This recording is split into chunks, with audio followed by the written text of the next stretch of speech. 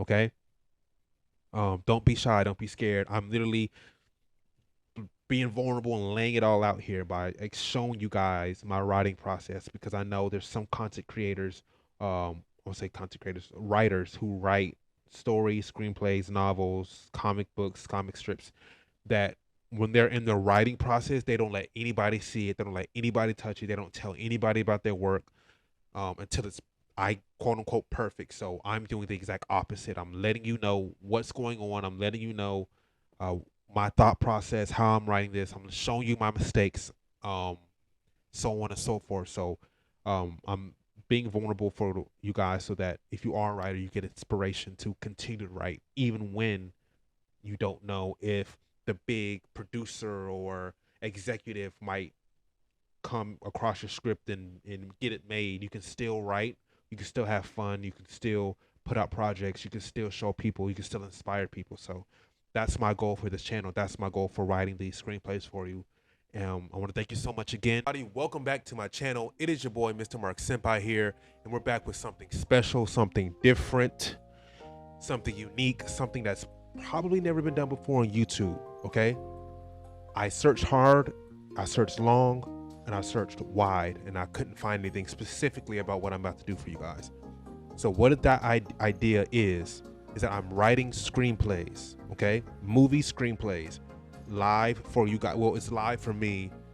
It will be pre-recorded for you. So writing screenplays for you guys, so you guys can see how I do it. Maybe it'll inspire you guys, if you are writers, to continue to write and to also push your content out, your writing out to other people, so that other people can enjoy what you're writing too. Yeah, I searched, and basically what I came to a conclusion is how can I make this channel something unique, something different, something personal to me. And the two things I love is making content for you guys, and I also like writing stories, screenplays in particular. So I thought, how can I mix those two so that I can get this channel going? And then it hit me, why not just mix the two? So here y'all go. Literally, this is the blueprint. I'm seeing if this structure work. Y'all guys gotta let me know how can I can improve on this. But yeah, so we're about to get into this. As you guys can see in the title, the genre of screenplay that I'm writing is something that's fun for me to write, and something that I love, which is zombie apocalypse. Okay, writing a zombie apocalypse script. Okay, if you guys like that, then hit the like button. Make sure you guys subscribe. Make sure you hit the post notification bell so you notify when I upload. I'll be doing these in parts. So part 1, 2, 3, 4, and so on until we're done with the script. Yeah, let's get into it. This thing out.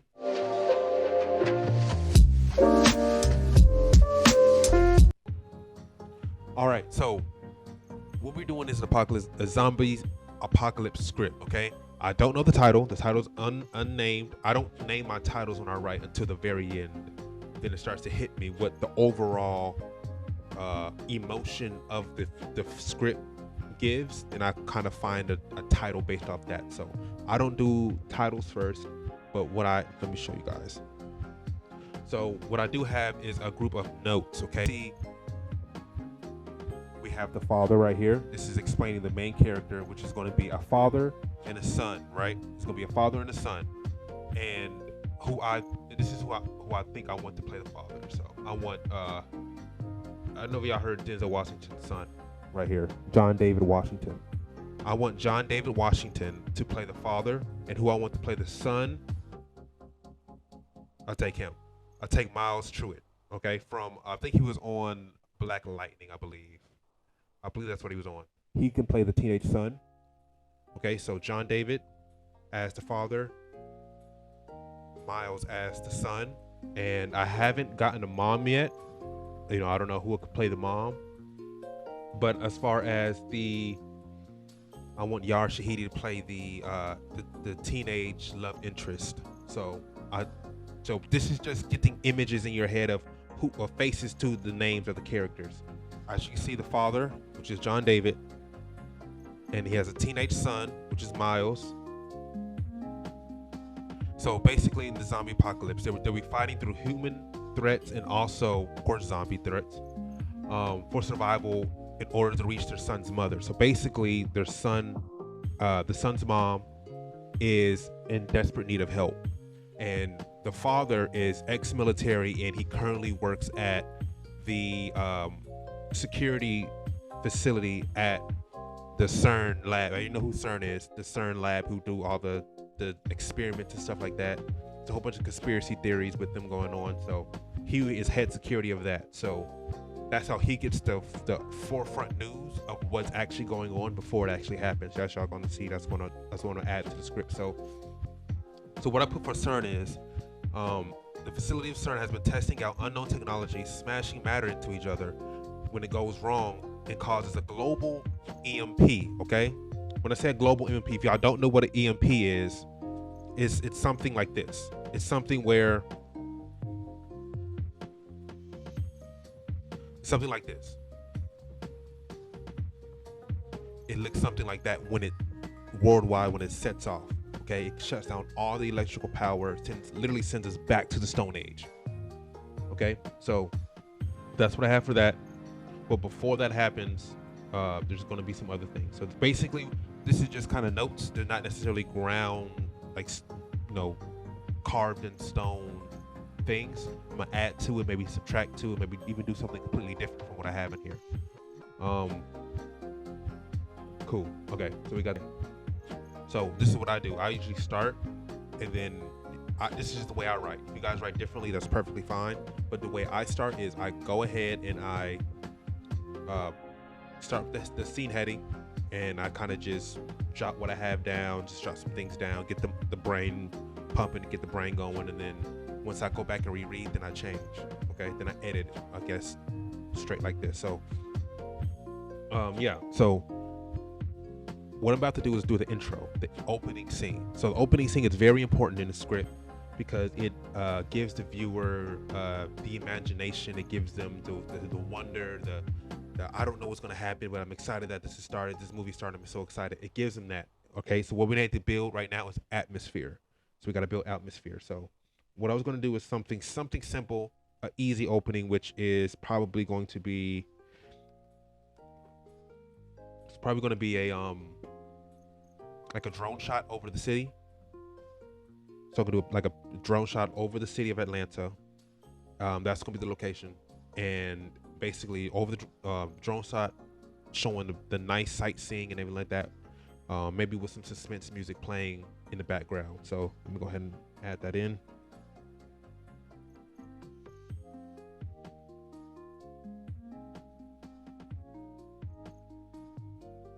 Okay.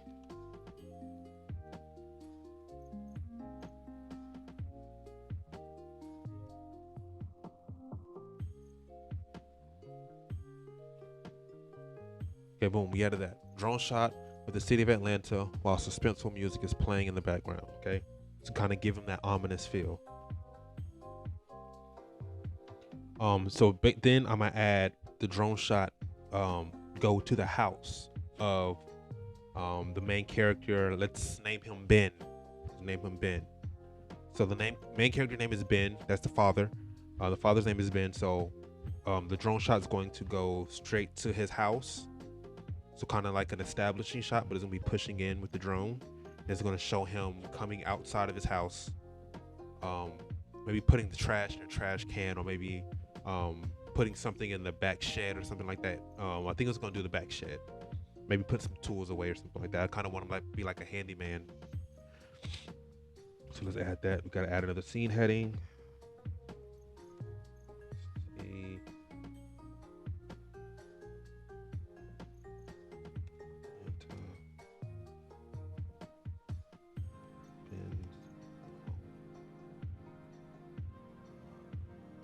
Day.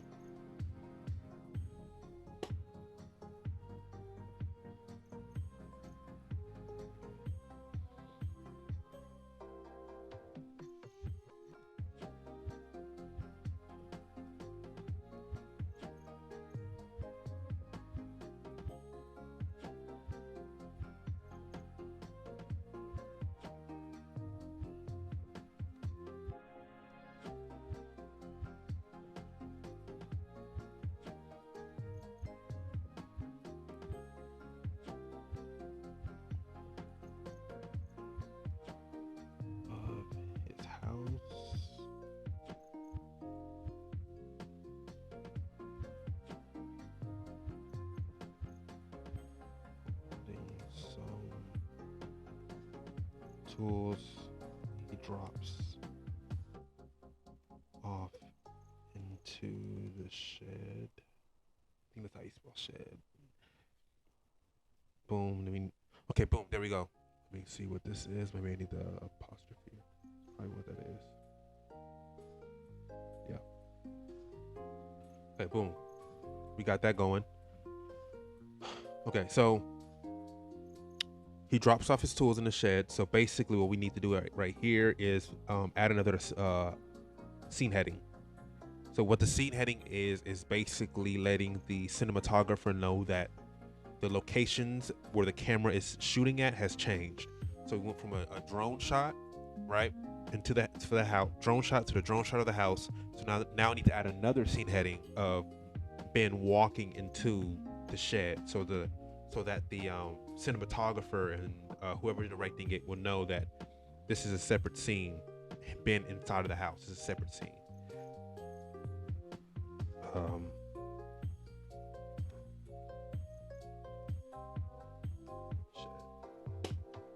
Day. Oh, let me add ext. I'm tripping. All right.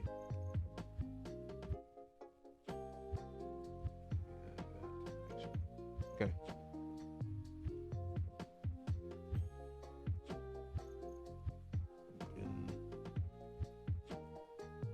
Walks into the shed.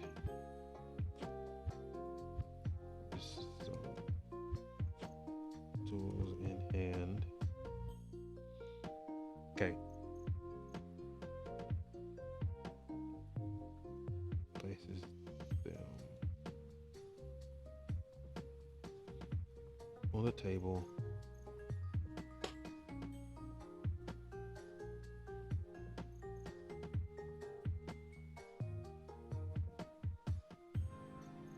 I kind of want him to be fixing the car. I think I want him to be fixing, like he's fixing up an old car that doesn't run on electricity. So when the EMP hits, they still have some type of way of mobility to get to wherever their mom is. So, oh, that's dope. Oh yeah. Cool. Okay, cool. How can I put this in? Okay.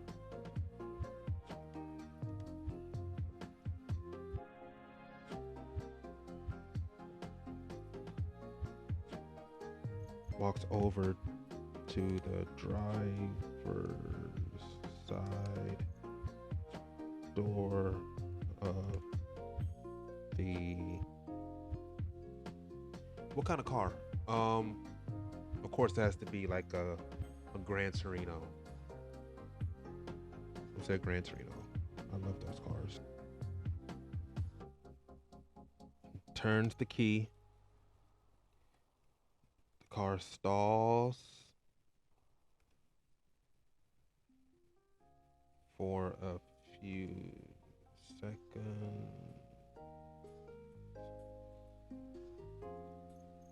before it turns over. And we hear the roar of the engine, and we get a shot of the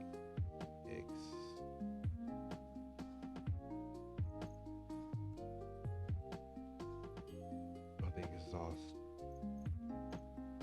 pipes.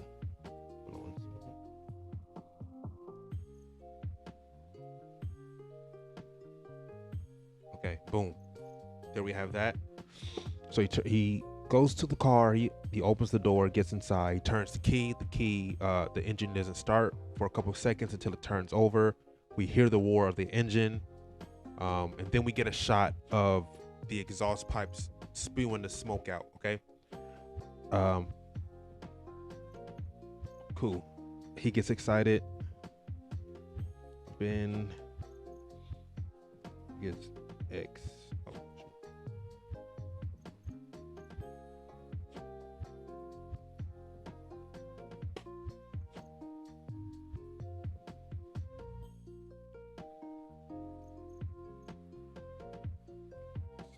Then turns the car.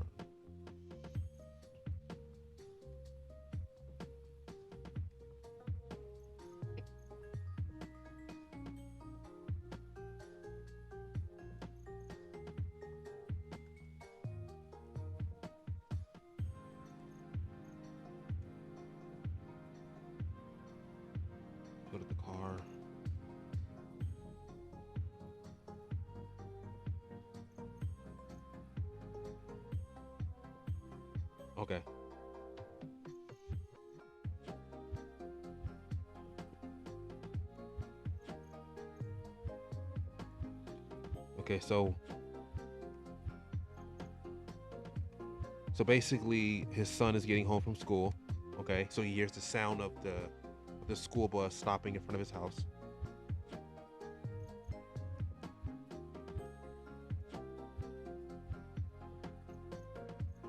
Okay, boom, stops in front of his house. He hears the school bus. Now we need another scene heading. So this scene heading is going to be of the son getting off the bus. So EXT, meaning external. So this is going to be filmed outside.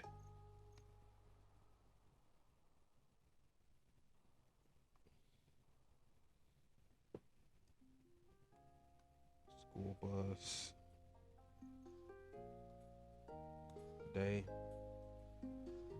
The son's name. What should the son's name be? I'm gonna go with um David. David. I'm gonna go with David. David's a good name. David's a good name. I think it'll fit the way he looks, the way Miles fit. Or it could be Miles. But I'm going with David. David walks out of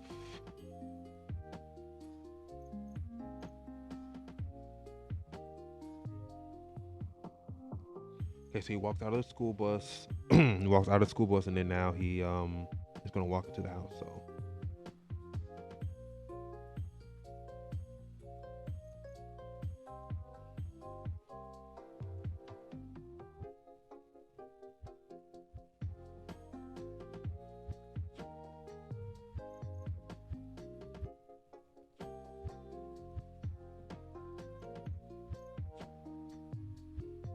in front door and goes inside.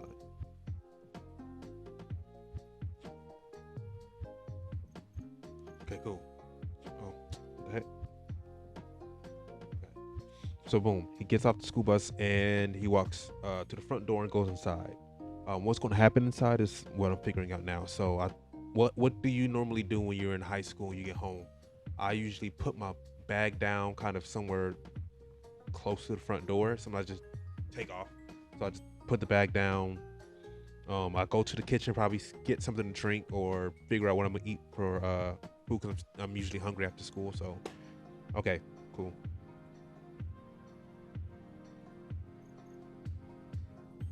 Cool. Gotcha. Okay. Then we need another. This is internal. Oh, sorry, scene heading. Internal. Ben's home. I guess she would say downstairs. I'm gonna just say downstairs.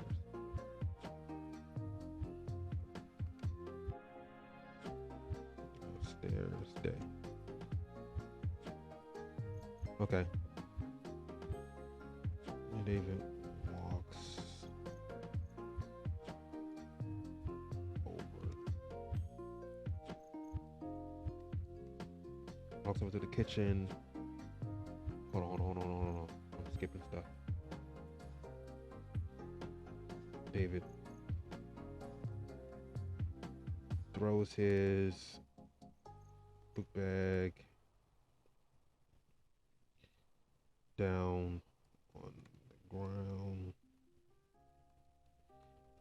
and walks over to the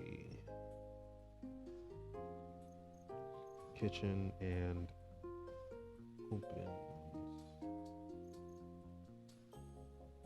opens the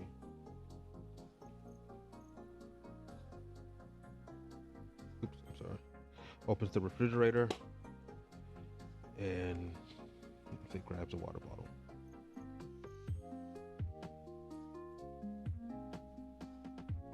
Boom. Oh.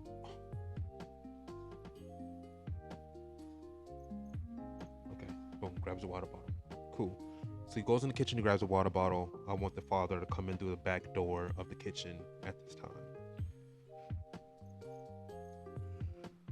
Ben walks into the house.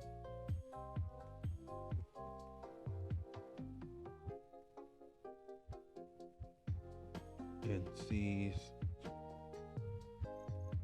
David's bag on the floor.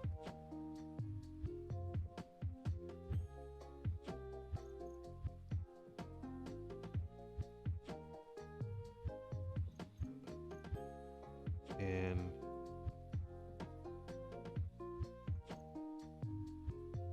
incorrect. Okay, boom. Now we're about to go. Now we're about to go to the first dialogue scene. Okay, cool. Actually, you go to character. No.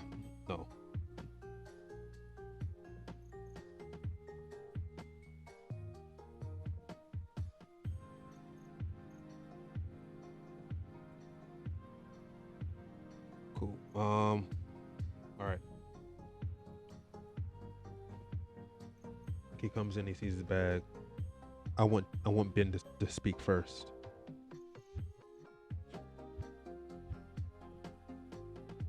No, I want David to speak first because he doesn't he thinks everything is cool. He's gonna say, "What's going on, pops?"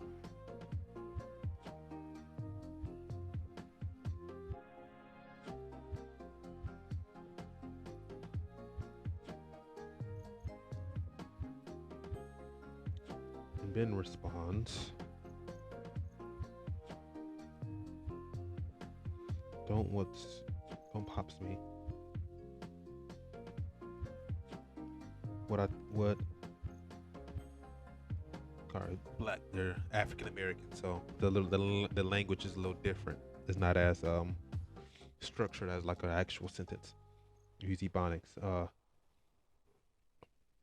What I tell you, what I tell you about leaving, yo. I'm gonna say you are. I'm gonna say you are. I'm not gonna be that. I'm not gonna be that ignorant. I'm not gonna be that ignorant. I'm gonna say you are. Leaving your bag on the floor. Go pick it up and bring. Okay, pick it up and put it in your room.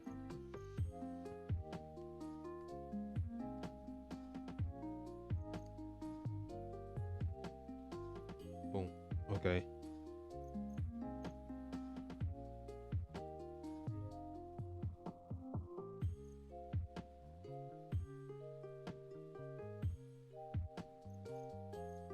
No, I don't say my bad to my dad. That's a little weird. Kind of just do it. I kind of really don't say much. I don't say okay. I'll probably say okay, or yes sir. I'm gonna say yes sir.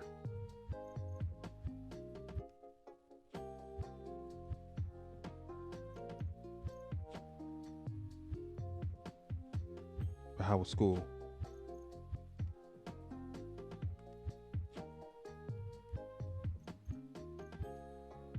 The action is I'm gonna add action right here. Is David walking over and grabbing his bag.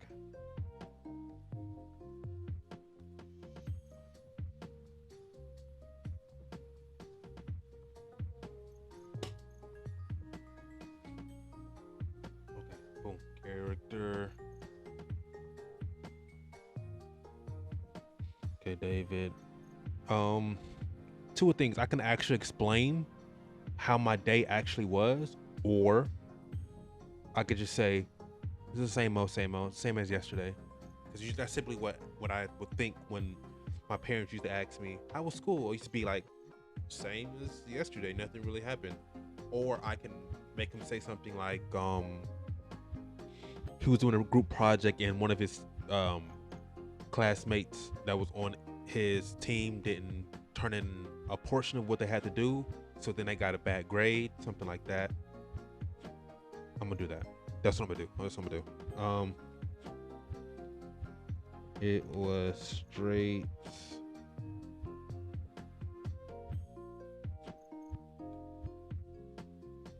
But I got let me say C on history.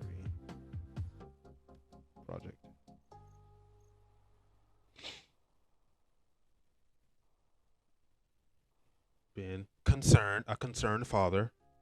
Hold on, let me put in parentheses. Concerned. What?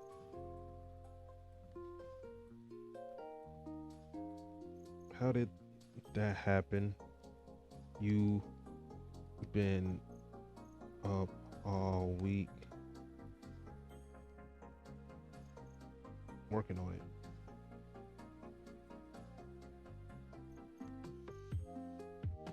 Question. He asked the question. David, I know I did my part, but it was a group project, and one of my partners did not complete their portion, so she gave the group a C on it.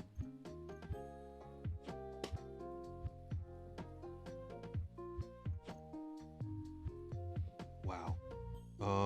I think she said something encouraging. Um, Something with the teamwork where if one fails, we all fail type of thing. Especially him being ex-military. So I think this will kind of hit home for him. So I think this is gonna be the lesson for him. Is that no matter how hard you work, if you don't make sure your teammates are running alongside you when they fail, the whole team fails. Okay. This is a lesson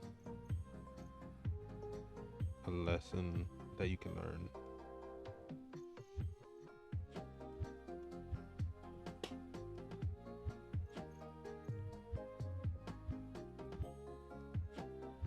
How hard you work. If your teammates are not running alongside of you,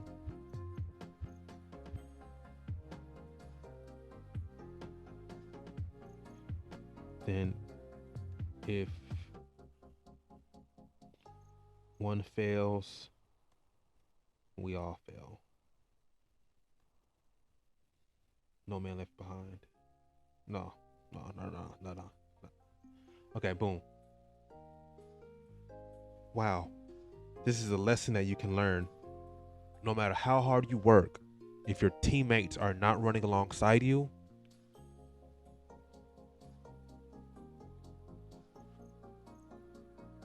then if one fails, we all fail. Okay? Now I want Ben to look at him with understanding in his eyes, like, okay, I got you. And then I want him to go upstairs to his room. I said Ben, I'm sorry, David.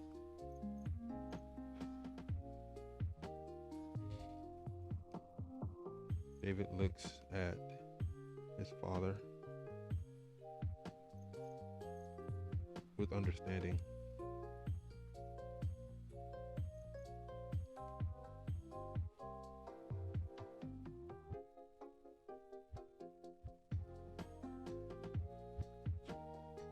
Walks upstairs to his room. Boom. Okay, I think I'm gonna cut to the next scene should be him walking into his room, because what I want to happen, this is what I've been planning, is I want him to get a text message from the girl, right? Because for a guy, the best way to get a guy out of the house or to make him do something out of his regular schedule is if you imply some type of girl, some type of party where potential girls could be there, maybe his crush is there, just so many different things. But if if something like that happens, that'll be he'll take that risk of sneaking out of the house to go. Boom. He gets an invite for a school bonfire at one of his at the school. Okay, and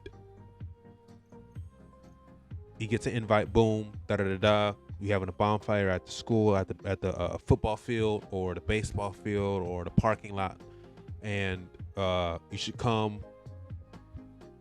Um, yeah, I don't know if it should be his friend that tells him or should it be his girl that he's interested in.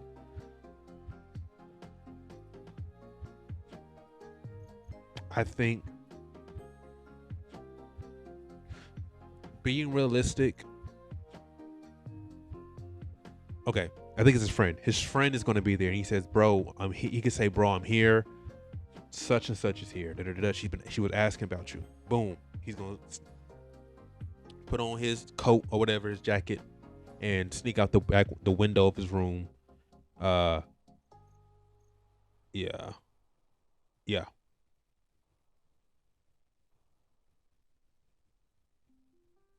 Okay, yeah, yeah, yeah, yeah. Okay, boom. He sneaks out.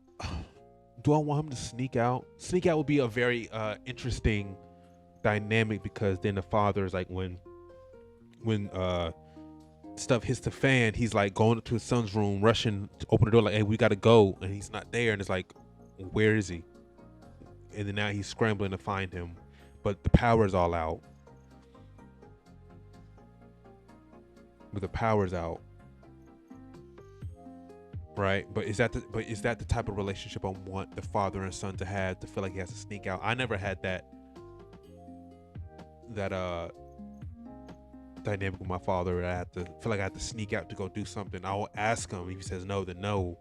But the most that we probably do would like stay out later than what we said we're gonna come back at. Like we let him know we're going here. He says okay, and what time we'll be back? We say around 10 or something. But it'd be like 11:30, 12 sometimes when we actually get back. You might get a text like where you at? You're supposed to be home. But other than that, we don't sneak out. I don't think he's not that strict.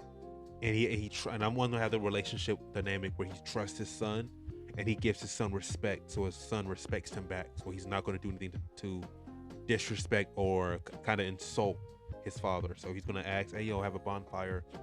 Da da da da. Can I go with some friends?" He can say, "Cool. Be careful. Take your coat. Leave your phone on. Uh, it's a school night. Got to be back home before 10." And this is like 5 in the afternoon, 6. So it's like evening. So, um, boom, go. So now when stuff hits the fan, he knows where this dad knows where to go specifically, which is the school, to get his son and to bring him home to safety. That's on the half. Boom, add it. Let's get it done. Okay, so okay, father goes upstairs. Okay, so I'm gonna do a scene heading. Okay, ENT dot David's room. I'm gonna put evening.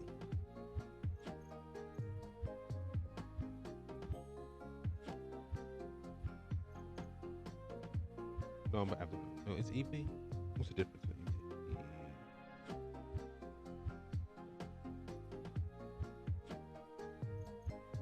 Uh, Interior, David's room, evening.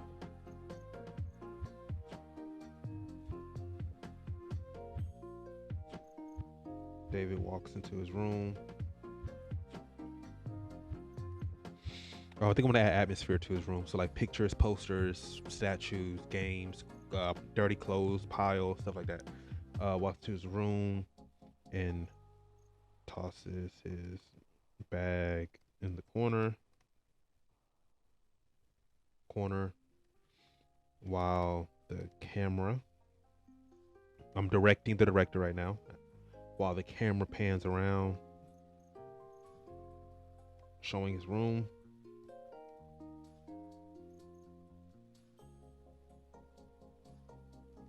Okay, the camera pans around, showing his room. Yeah, pans around, showing his room. He has posters. This is what I used to have. Posters of wrestling, so WWE, WWE wrestling on the wall. Poster of, I'm gonna say Malcolm X, and Michael Jordan. No, I'm gonna say Kobe Bryant. Kobe Bryant posters of them on the wall.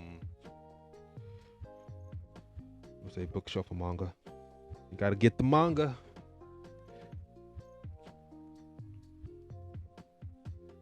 Come on, guys. Come on, Siri. Okay. Bookshelf of manga. What else? Pile of dirty clothes.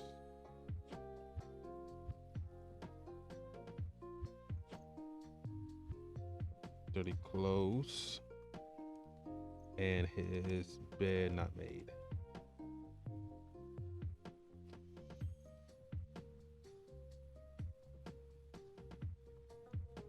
Okay, boom. Kind of set atmosphere, tone to his room so that y'all guys can get a visual about what his room is. So, pile of dirty clothes. Boom. Boom. Boom. Okay, boom. He lays down on his back on the bed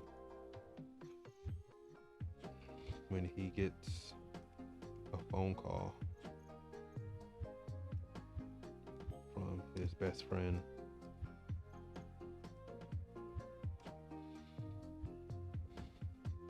Jordan. Okay, boom. Call from his best friend Jordan.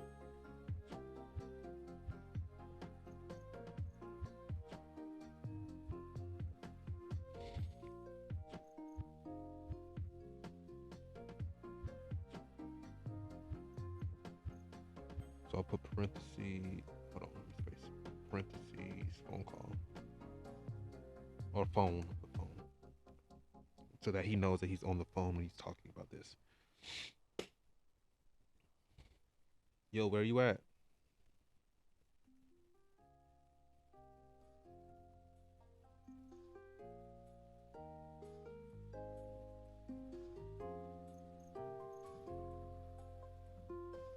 Yo, where you at? I'm at the crib. Why, what's up?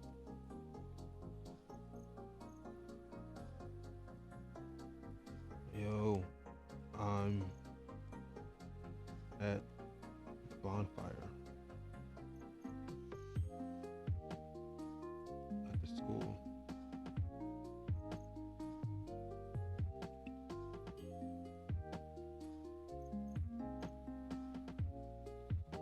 At the bonfire at school. Okay, boom. You actually went?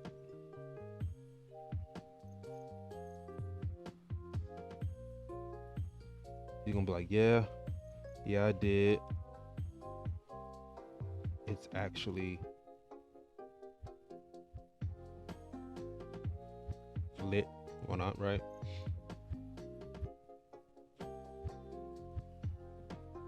Actually lit out here.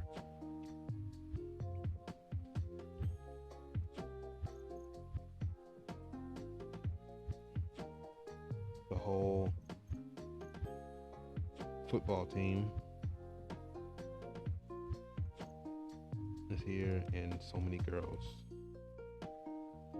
Cute girls. So many cute girls.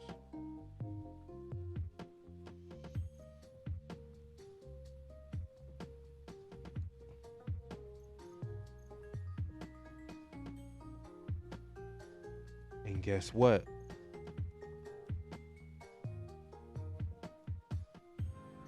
Well, he about to drop it to him. That his crush is there.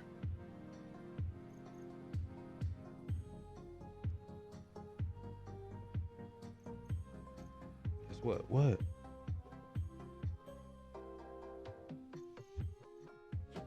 Her name's gonna be Sid. Sid is here.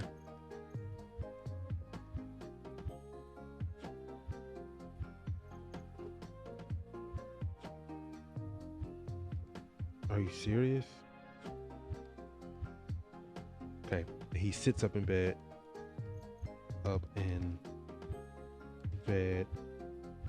excited about what he heard.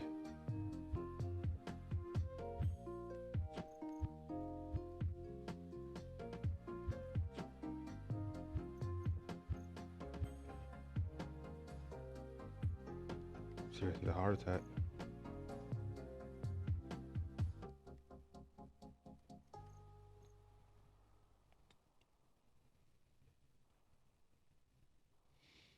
Now hurry up and get here.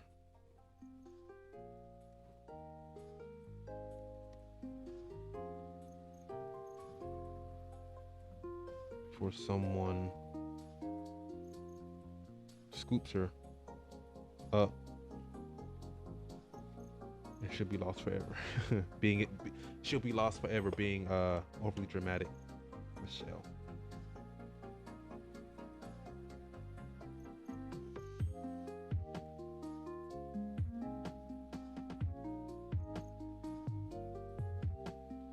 You're exaggerating, X.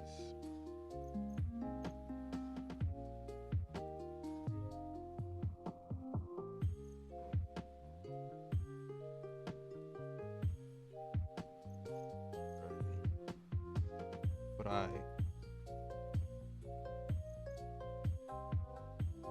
all right.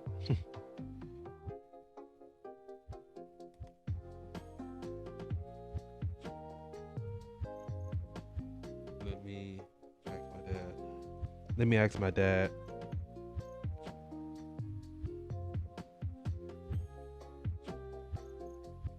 To see if it's cool with him.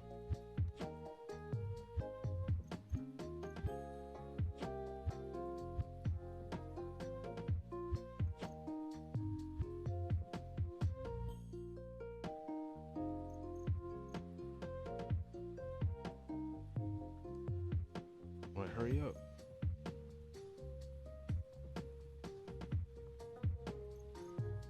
Hangs the phone.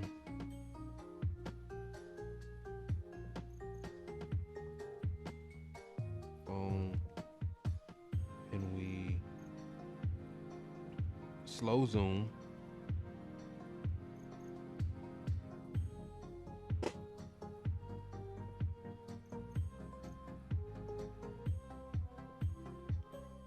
On David's face. So we slow zoom into David's face to see his emotion, his reaction. Like, yeah, like my crush is there. So like, he's pre-thinking in his head what it's going to be like when he actually shows up and his crush is there and they're face to face.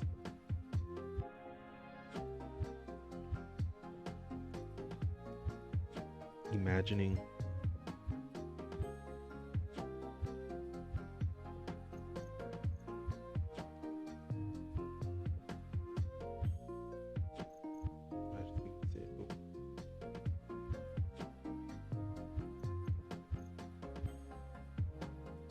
Okay, boom. Speaking of Sid, okay, cool. So now he has to get up, go downstairs, talk to his dad, let him know, hey, this is what's going on. Can I go to this bonfire at the school? His dad's gonna say yes. You know what I'm saying? Just be smart. Take your coat. It's getting cold outside. Leave your phone on.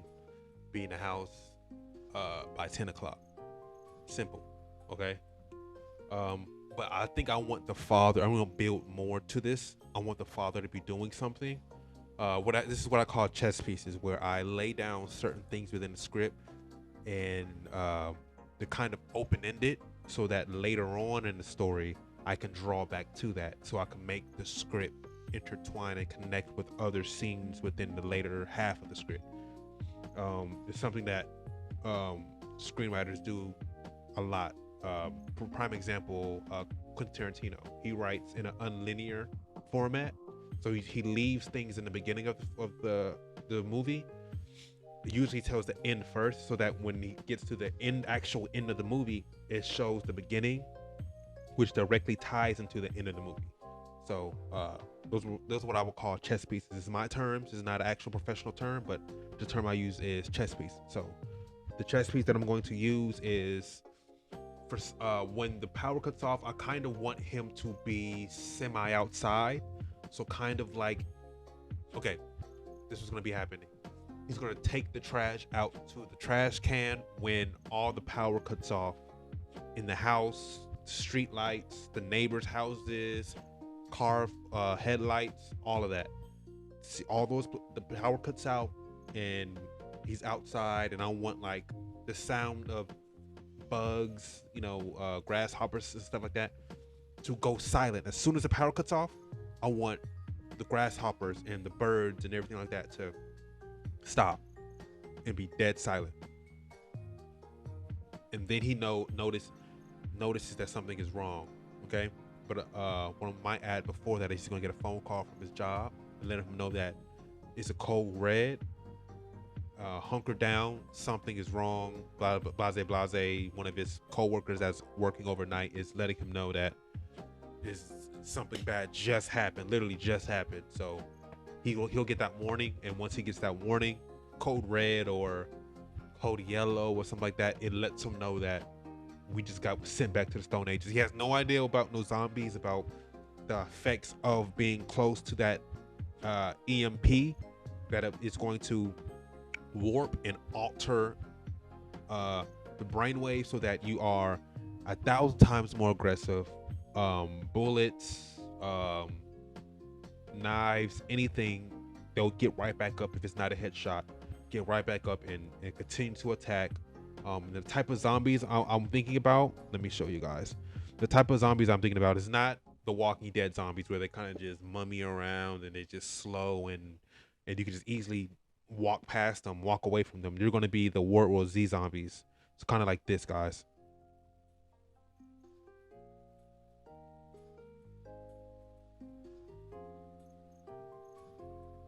Like that. I want zombies like that, where they're running at you, where it's a chase, it's fast paced. You got to keep going. If you fall, you trip, you drop something, it's over with. That's what I want. So I think that'll be play it smart into the quickness of what the EMP has done, the door it opened up, what it unlocked in the human brain, to switch it to a form of extreme aggression. Um, so yeah, let's get back to it. Okay, so I want him to go downstairs. I think I'm gonna end this. I'm gonna try to get to 8 pages, maybe 10.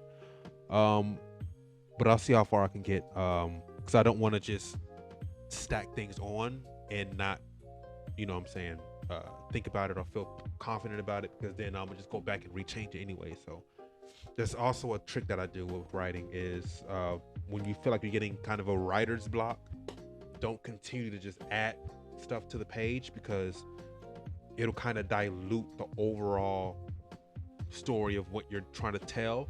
So then when you go back and reread, it's like that what I just added when I had the writer's block isn't strong enough to convey these emotions for the next scene to come. So I kind of just stop, let my brain recharge, rest, rethink, and then I come back to it. So that'll probably be part 2 when I come back to it. So he just got the call from his best friend. His crush is going to be there. So now he's about to go and ask his father, is it okay for him to go to the bonfire?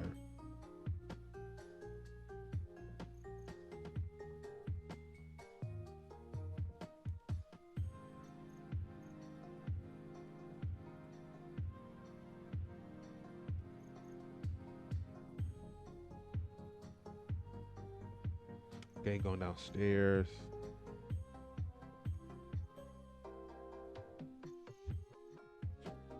Still evening. David walks downstairs.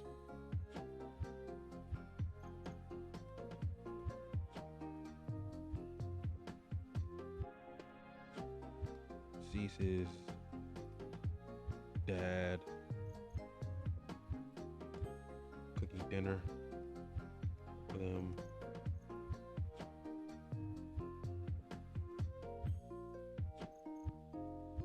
Okay, okay. I'm out of emotion. The dad is cooking dinner for them. He's kind of excited to eat dinner with his son. He's saying, "I made your favorite spaghetti." So, oh yeah, thanks, Dad. But I have something I need to ask you. And like, what is it? And he's gonna ask him. And he's gonna ask him to sit and think. I remember when I was a teenager, we can have spaghetti when he gets back. We can have spaghetti another day. I'm gonna let him have a life in a way. Let him go out and experience his friends, um, because those are short lived, especially in high school. So, okay. David walks downstairs and sees his dad cooking dinner for them.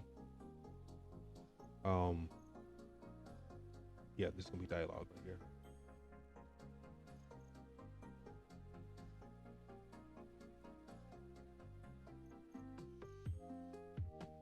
I made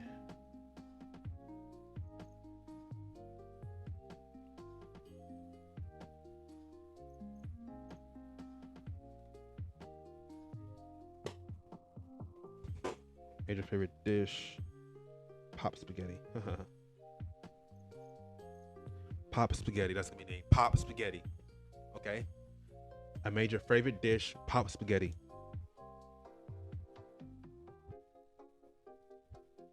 And he's gonna be sarcastic, sarcastically said, "Oh, thanks, Dad." But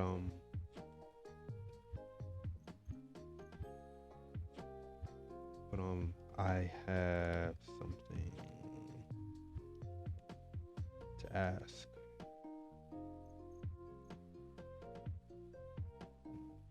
Sure, what's up?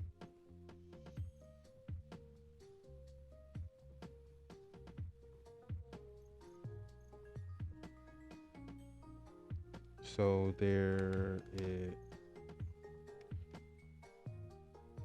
is a bond. How do you spell bonfire? At my school right now,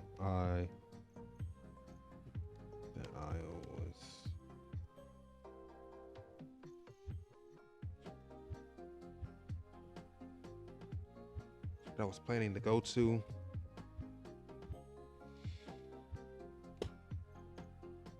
So I was just wondering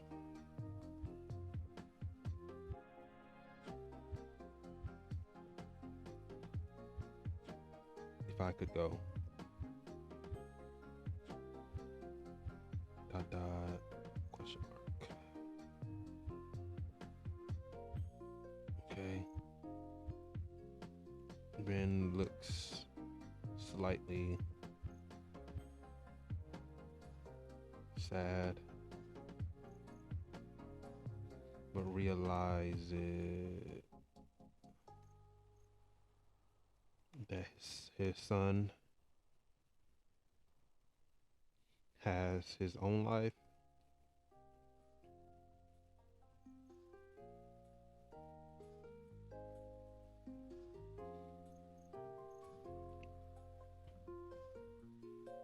and that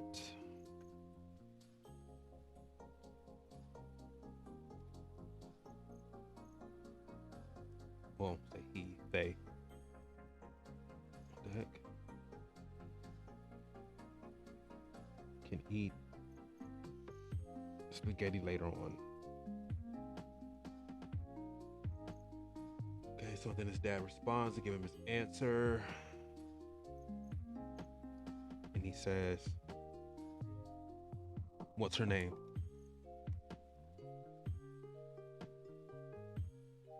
That'll throw him off. That'll throw him off.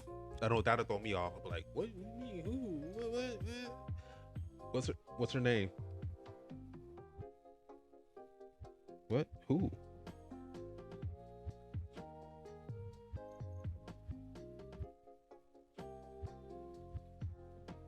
The girl you're going to your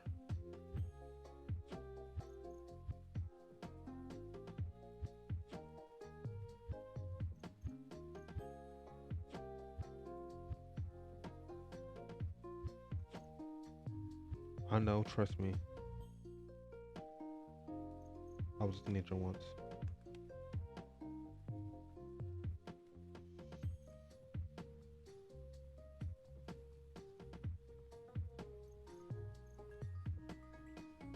Yo, daddy have to chill.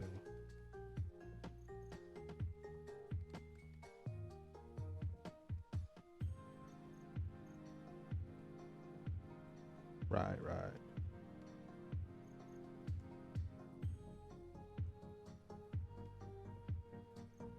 But all right.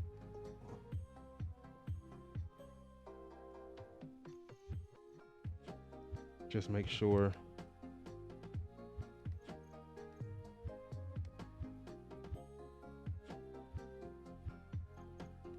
wear your coat. Be back at 10.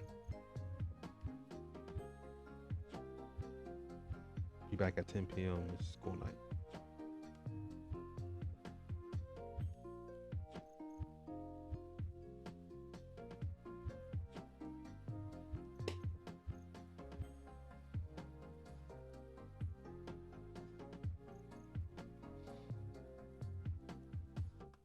Oh well, thanks, Dad. Boom. Okay.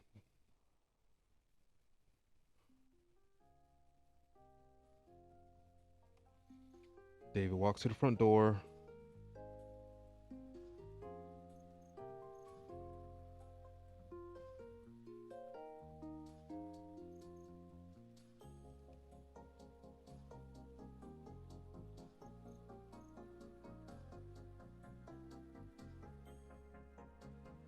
And grabs his coat from the front door. Walks outside. Boom. Change this. EXT. Ben's home. I'm gonna say night. It's night now. Boom.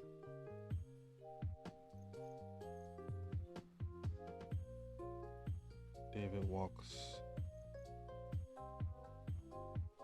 David walks outside and grabs his coat.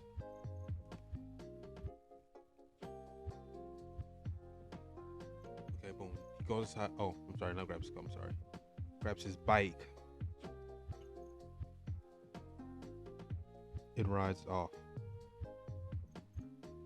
Come on now. Come on now.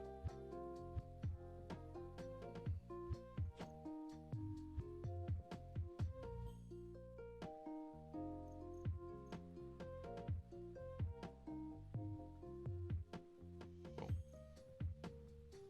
Rides his bike and rides off. Okay, boom. Okay. So what we just discussed is that David went downstairs. He asked his father. His dad said what he said. He said yes, you can go.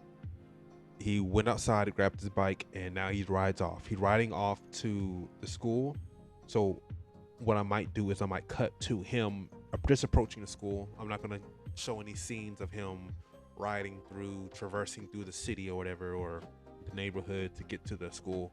He's gonna be show him pulling into the school with his bike and showing the bonfire. He's gonna call his, or he's gonna see his friend and they're gonna dap up, whatever. Hey, yo, you here? Da, da, da, da. And like, where's she at? Where's Sydney? Oh, she sit over there. And then, boom, they talk on. They have let them have their discussion, and then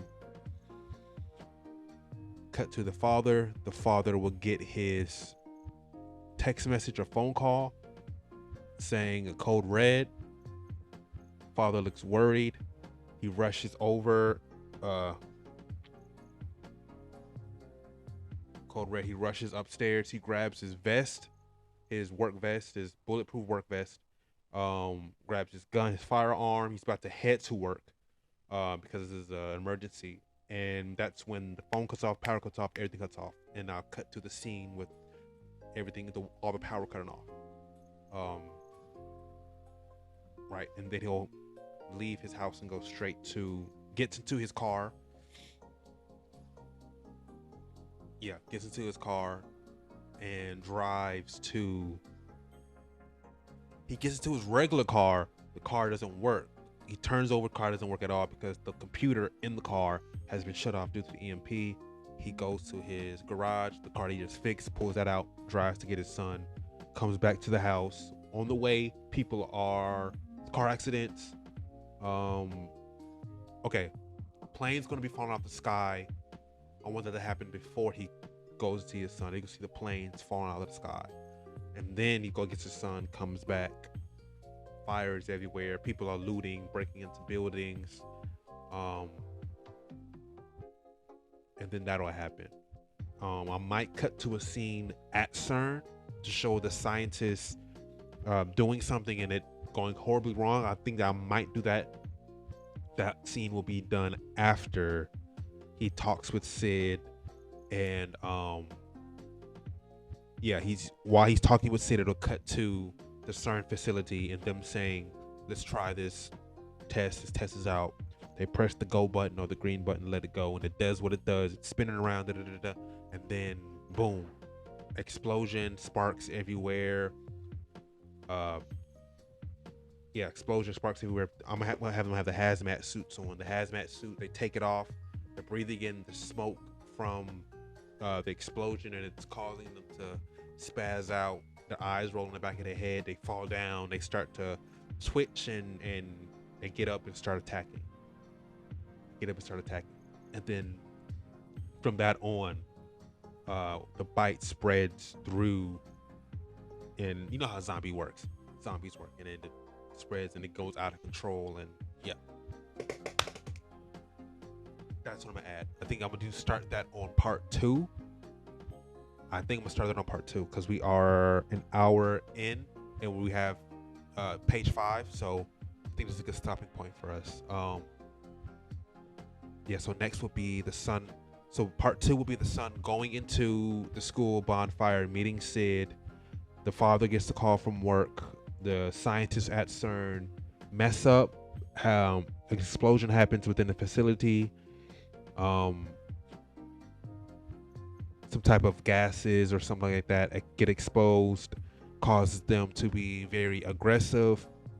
They start biting. The bite, zombies. The bite, the virus kicks in and spreads. And now, when you get bit, you become aggressive. So that's gonna be part 2. Is that whole breakdown what I just said? The beginning of the actual fallout of the zombie apocalypse. This is just a setup. This was supposed to be atmosphere, give you the main characters, and things like that. So part 2 will be what I just said. Part 3 will be them on their way to see their mom, who called and said she's in danger. So I'm gonna end it here, guys. I tried my best to blueprint this the best way I can. I tried my best to structure this the best way I can. Of course, I'm gonna keep learning and learning and learning. The more I keep making these videos, to make it more easier, more fast-paced, so that I can get these videos perfect for you guys. So thank you so much for watching this video. Please come back for part 2 so you can see what happens next in the story. If you want to support, I'll greatly appreciate the support. Hit the like button, the subscribe button. That's the best way that YouTube's algorithm will work in my advantage, is if the like button is hit. That's what YouTube uses for the algorithm, is likes. If you want to hit the subscribe button, you can leave a comment about what you think about the video. If you want to add certain things to the script specifically, please comment that, and I will see if I can add those into the script. Okay? Don't be shy, don't be scared. I'm literally being vulnerable and laying it all out here by showing you guys my writing process, because I know there's some content creators, I'll say content